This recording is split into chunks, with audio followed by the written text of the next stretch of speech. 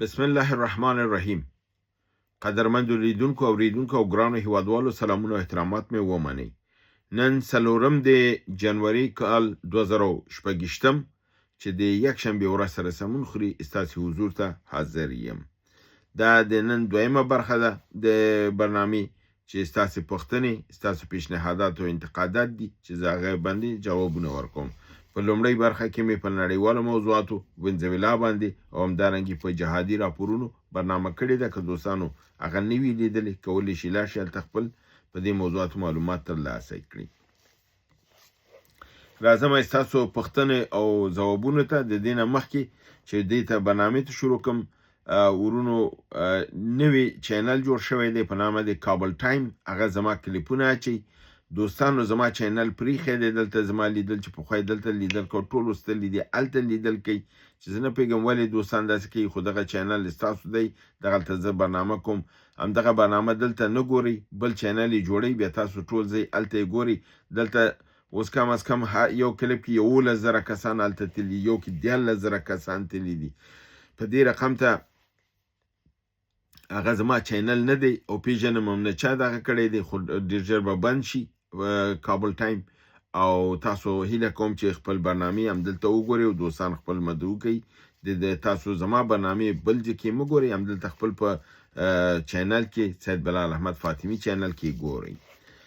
پوښتنه اوله دا ده چې آیا په عراق کې امریکا ماتې داسې ده لکه افغانستان چې امریکا ته ماتې ورکړله؟ نه، توپیرونه بالکل پکې موجود دي. یو خو دا دی چې امریکا په عراق کې ماته وخوړله، ځکه هلته په مقابل کې جهاد وشو، مقاومت وشو او ډېر امریکایان ترور شول، خو بیا اخر کې معاهده وشوله، سازش وشو. او څنګه چې په افغانستان باندې ټینګار کوه چې کم از کم 3,500 قوا باید پاتې شي، افغانستان ونه منله. عراق خو ورسره منلې ده، همدا اوس 2,500 قوا دی په عراق کې په 3 مختلفو ځایونو کې دي چې هغه ځایونو نومونه مې پرون تاسو ته برنامه کې اخیستي وو چې دی هغه ځایونو کې موجود دي. او یو ځینه چې الانبار ښار دی د هغې ځینه دی اوس وځي، خو 2 نور ځي چې په بغداد میدان هوایي شي او دی هلته به لا تر اوسه موجود دي. نو د امریکا قوا د عراق نه ده وتې. ائتلافي حکومت چې غوښته هغه په هماغه وخت کې جوړ کړ، کوم چې افغانستان کې جوړ نه شو. نو په دې لحاظ هلته مقاومت ورسره شوی دی، خو د افغانستان د خلکو مقاومت فرق لري.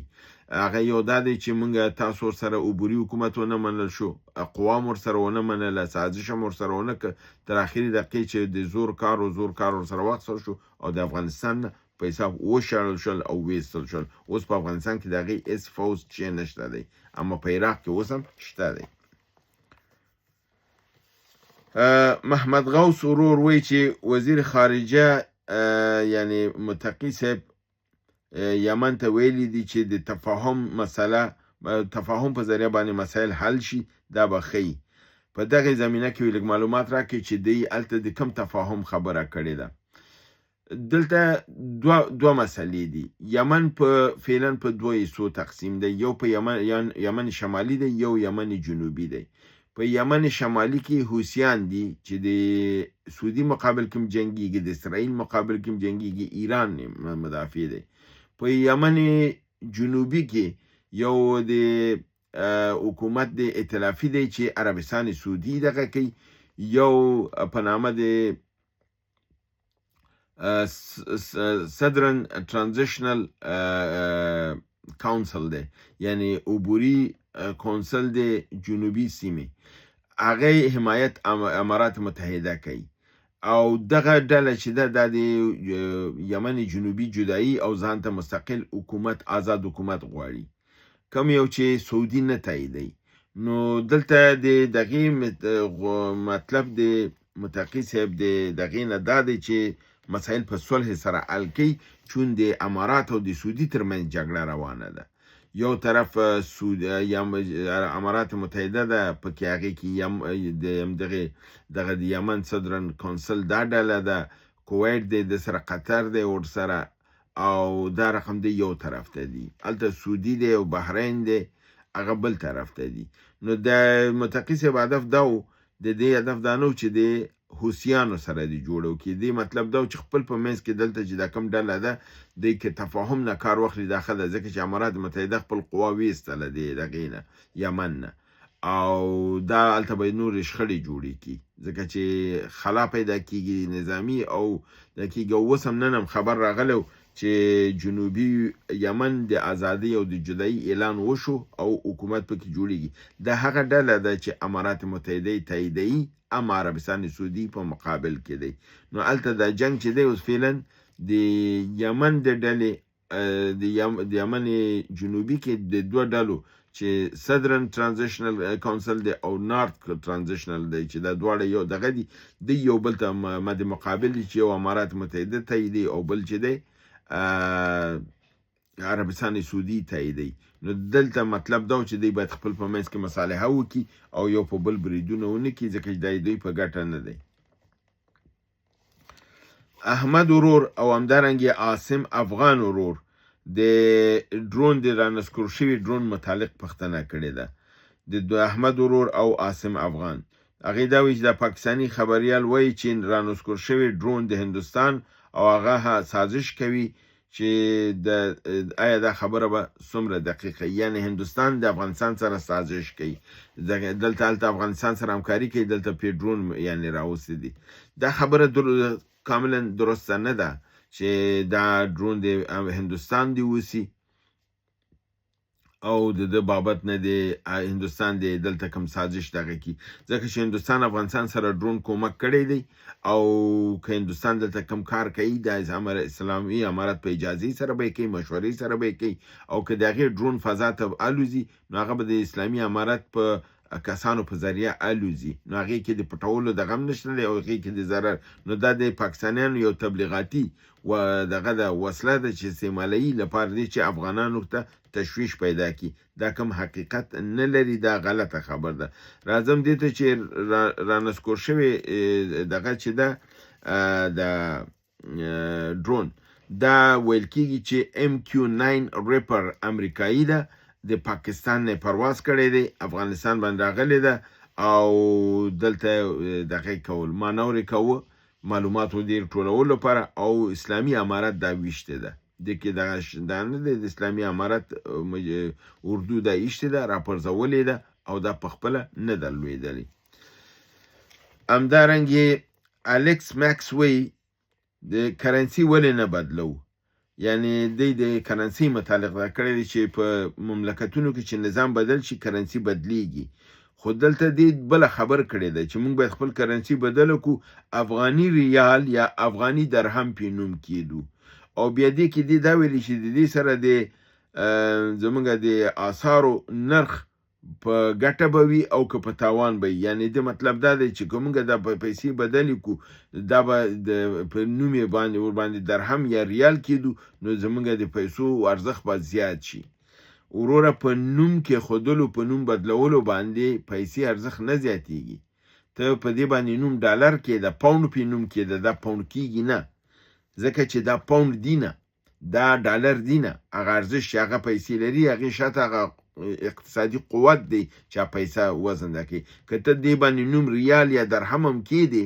کم فایده نه کوي او دا ډېر یو ناقص نظر هم دی لپاره دی چې زموږ خپل افغاني باندې څه شوي چې موږ ورسره ریال او درهم ولیکو او که ته وایې چې د ریال او درهم لیکلو سره د دې ارزښت زیاتېږي د ارزښت نه زیاتېږي د ارزښت د پیسو ستا د بازار د عرضه او تقاضا په اساس باندې ارزښت زیاتېږي چې ته جنس ولري په مارکیټ کې فروش ولري مارکیټ کې عواید ولري مارکیټ کې او مارکیټ د کوم ستونزې سره دغه نه او بیا بل دا دی چې بین المللي مراودې دي بیلنس او دغه دي د پیسو برابري او هغه مراودې دي په ډالر باندې او ډالر ستا په کنټرول کې د اسلامي امارت د پیسو دغه اوس فعلا د ټول په سیمه کې د ټولو نه مستحکم دی موږ ضرورت نه لرو چې خپل پیسې د چا په نوم په ریال یا درهم کو زموږ خپل افغاني ډېر ښایسته نوم دی افغاني وړکتوب نه ټول پې ولد دي افغاني راکه افغاني درهم کې چې افغاني ریال دا څه معنا ورکوي بله خبر دا دی دې خبرو نه دام دغه کېږي چې کرنسي بدلول دی ویلي چې نظامونه چې بدلیږي کرنسي بدلیږي کرنسي هماغه نوټ بدلیږي نوم یې نه بدلیږي ریال او درهم باندې نه بدلیږي بلکې نوټ چاپیږي یعنی تاسو مطلب دلته دی چې حکومت چې راغلی دی ولې نوټ نه چاپوي. د هغې غټ مشکل دا دی چې په دې باندې پیسه لګېږي، 1.5 میلیونه ډالره لګېږي چې ته نوې پیسه چاپوي. 200 میلیونه ډالره چېرته اسلامي اماراتو کې ولې په دې بېځای همدې لپاره په پخوانۍ پیسو باندې ګزاره کوي تر څو نور مصرف را نشي په حکومت باندې. دا غټ مصرف دی. اوس هم چې کومې پیسې تیارې چاپ وي د جمهوریت د وخت د هغې د راوړلو 150 میلیونه ډالره دوی ورکړي دي. د هغې پیسو د چاپ شویو پیسو چې تیار چاپ وي خلاص هم وي صرف د راوړلو 150 میلیونه ډالر مصرف راغلی دی. نو د ده لپاره حکومت که وغواړي چې پیسه د سره چاپ کړي د چاپ پیسه ورسره نشته دی، نو د لپاره د یو اضافي مصرف دی او دوی نه غواړي اضافي مصرف وکړي، د لپاره پیسې دوباره نه چاپوي. هیله ده چې ستاسو پوښتنه ځواب شوې اوسي. حسن علي ورور وایي چې د امریکې خبرداری ایران ته د مظاهرچیانو په هکله که ډزې پې وکړي، آیا دا خبرداری ایران ته دا جواز نه ورکوي چې په مظاهرچیان باندې برید وکړي او ویې ټکوي، ځکه چې دا د امریکا په لاسپوڅي د هغې په اشاره دي؟ نه، دا ممکنه نه ده چې تاسو ټول مظاهرچیان وټکوئ، دا خو بیا قتل عام شو، ځکه دا خو یو تن نه دی، 2 تنه نه دي، 10 زره نه دي، په لکونو دي. او دې کې ټول چې دي د امریکا ایجنټان نه دي، په سر کې بعضې مشراني چې هغې معامله کړي، خبرې کړي، پیسې د هغې عوام چې دي خو خپل د ضرورتونو لپاره راوځي. نو د دې لپاره د ایران ته دا جواز لاسته نه ورځي چې دا ټول ووژني. ایران ته دا جواز لاسته ورځي چې هغه وایي چې دغه بې ثباتي چې ده دا پردی لاس دی او دا زما مملکت کې بې ثباتي راولي، مګر د دې جواز ورته لاس کې نه ورکوي چې دی ټول قتل عام کړي یا ووژني یا وده کړي. د دې جواز ورته نه ورکوي او دا صحیح خبره هم نه ده، دا ورته ګټه هم نه کوي، نظام ورته متزلزل کوي، ځکه دا ټول خلک چې دي د امریکې دغه نه دي، مشران دي، هغه مشران کار کوي، خلک راپاروي، هغې ته نور شیان وایي چې ګوره برق نشته دی، اوبه نشته، خوراکي نشته، شاته خپل سیاسي اهداف دوی لري. هغه مشران چې سیاسي اهداف لري د هغې ونیول او وهل او د هغې ته ایران شروع کړې ده. پرون مې هم تاسو ویلي چې 19 کس یې ترېنه نیولي دي او دغه کېږي. همدارنګې به انشاءالله نور هم نیول کېږي او د امریکې دغه پلان چې سیمه کې بې ثباتي ده دا راوړي، دا به د منځه ځي. حشمت شیرزاد وایي چې د استاد یاسر زوی وایي چې د 2010 کال وروسته مو بیا د پلار نه خبر نه دی ترلاسه کړی. یاسر څنګه انسان و؟ استاد یاسر یو مجاهد انسان و. د جهاد په دور کې د پس له هغې نه چې عربستان سعودي نه د ام القرآن خپل درس خلاص کړ او دی بیرته جهاد ته راغی. تحصیلات هم لا نو خلاص کړي چې د جهاد ته راغی او هغې وکړې اتحاد اسلامي د مجاهدینو چې جوړ شو د استاد سیاف په مشرۍ باندې، نو دی د استاد سیاف نږدې ملګری و او په عین وخت کې دی د هغې رئیس سیاسي و. چون زه د ذهني لحاظ نه د استاد سیاف په جهاد باندې زما شک دی، دی د CIA سړی و، نو د ده لپاره چون زما د سیاف او د هغه ډله مې نه خوښېدله، ما ته چون د امریکې ایجنټانو، نو ما د یاسر صاحب سره هم کم خاصه مینه او علاقه نه درلودله جهاد په وخت کې، مګر کله چې بیا د امریکایانو اشغال وشو او د خپل هغه سیاف چې دلته په قدرت کې او په دغه او دی که چېرته دا سیاف سره وی دا به وزیر و، یا به وزیر خارجه و یا وزیر د مالیې به، غټ وزیر به، خو هغه دا پرېښوده او د جهاد صف ته راغی. نو هغه نه پس بیا ما ته په خپله او بیا د ده ډېر زیات بیانونه او کلیپونه د جهاد په وخت کې و چې ډېر ښه وضاحتونه یې کول، او بالخصوص استاد سیاف ته به یې چلنج ورکو چې هغه آیاتونه احادیث چې تا ما ته د جهاد په هکله کې ویلي، هغه آیاتونه احادیث ولې ستا نه هیر شول چې نن ستا وطن اشغال دی او ته د امریکایي سره خوشحاله ناست دی؟ ستا نه هغه آیاتونه احادیث څه شول چې تا به ما ته د جب نه راایستل او ما ته به دې ویلي نن چې د دوستم ته سره لاس ورکول په معنا د دې ده چې ته د دین نه ګرځې، نن د هماغې امریکایي د دوستم او د هغې سره په یو صف کې ناست دی. نو د یاسر صاحب پوی انسان و، په حساب تحصیل کرده انسان و او بل عالم و خپل په رشته کې، با جرأت انسان و، ښه مقرر و او زما ته څومره معلوم دی ځکه چې په هغه ورځ کې چې د هلته ما ته دا خبر راغی چې دی وژل شوی دی، زه هملته پېښور کې ومه چې دفعتن زموږ او خیر هغه ویل چې استاد یاسر دای شهیدان کړل. خدا چې کورنۍ وی چې دا شهیدان نه دی هغې به کېدای شي مانه بهتره معلومات ولري. زه خو هغه معلومات لرم چې چون زمونږ د اوخې او د دوی منځ کې هلته سره شریک کار یې کوو، ارتباطات سره نږدې وو. چې راغی نهایتا خواشینی و او چرت خراب و او وی ویلې چې استاد شهید که او نور کسان مو ویل چې 15 کسه نور مو سره شهیدان کړي دي. نو ماته څومره خپل ذاتی معلومات دي هغه شهید شوی دی. خدای چې دی وی چې نه د پاکستان سره دی، خدای وکړي چې ژوندی ووځي. که ژوندی ووځي د اسلامي امارت لپاره یو سرمایه ده، یو دغه ده او ډېر یعنی په ګټه ده چې نظام کې راشي. نو په دې اساس باندې یاسر صاحب یو مجاهد، عالم او پاک افغانو. سناز افغان خور وایي چې ایرانیان باید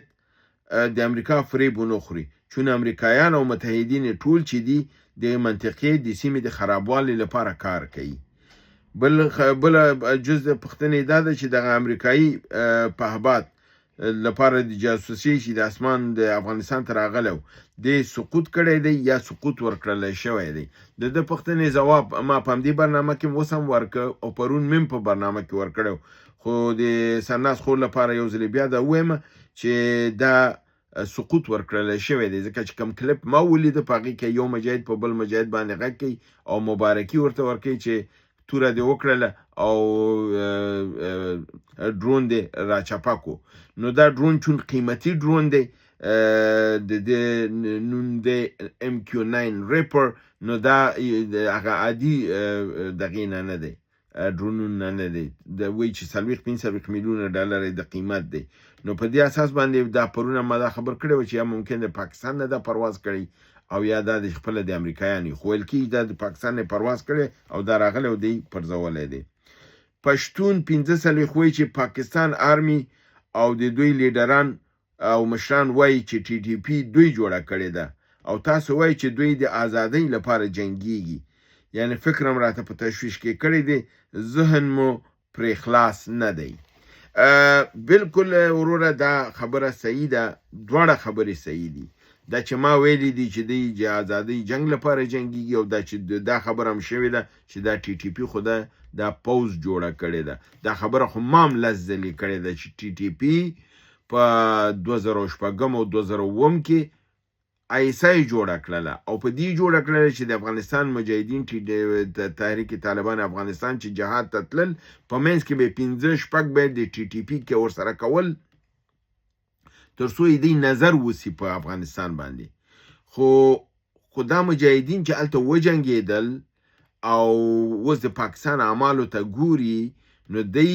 اوښتي دي د ISI نه، اوس دی د ISI سره نه دي، ډېر یو محدوده ډله اوس د ISI په لاس کې ده. 90% دی اوښتي دي او دی هماغه لاره باندې دي چې هغه کوم لاره باندې جهاد کوه. دی ویل چې موږ جهاد لپاره د قانون د خود الهي لپاره کړی دی او د افغانستان د ازادۍ لپاره هم کړی. همدا شی د پاکستان کې باید نظام د اسلامي شي او د امریکې او د چنګالو نه ووځي. نو په دې اساس باندې دا خبره دواړه صحیح دي چې دا جوړ کړي ISI دي، پاکستان جوړ کړي، خو اوس د ISI د پاکستان سره نه دي او اوس د خپل د اسلامي شریعت او د خپل نفاذ د نظام لپاره جنګیږي. نو وروره خبرې دواړه غلطي نه دي، دواړه صحیح دي او دواړه په عین حال کې برابر هم دي. هغه وخت کې د ISI سره وو، اوس د ISI سره نه دي، ځکه چې دی وایي چې ښه دغه جهاد چې موږ هلته امریکایانو مقابل کې وکړو خو دلته هم نظام اسلامي نه دی. هغه مشرانو چې چا ساختوباف به د ISI سره کړی هغه اوس به هم ISI سره وي، خو مجاهدین خو مجاهدین دي که نه. مجاهدین خو دی چې د اول نه هم هغوی په پاک نیت جنګېدلي دي، اوس هم په پاک نیت جنګېږي.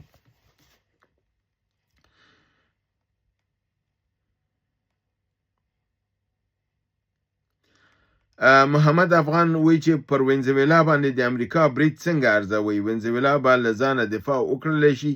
که امریکا داخله شي، وینزویلا به ملت به دفاع وکړي. دی خو اسلحه تقسیمه کړې وه چې امریکا برید وکړي دی به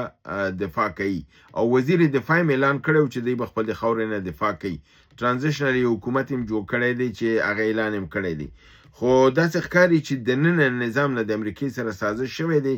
دا سړی سپارل شوی دی او زه فکر کوم چې او وزیر دفاع هم وژل شوی دی، وزیر داخله هم وژل شوی دی. نو د مقاومت امکانات به فکر کوم چې کم شي او نظام به بدل شي او امریکا به د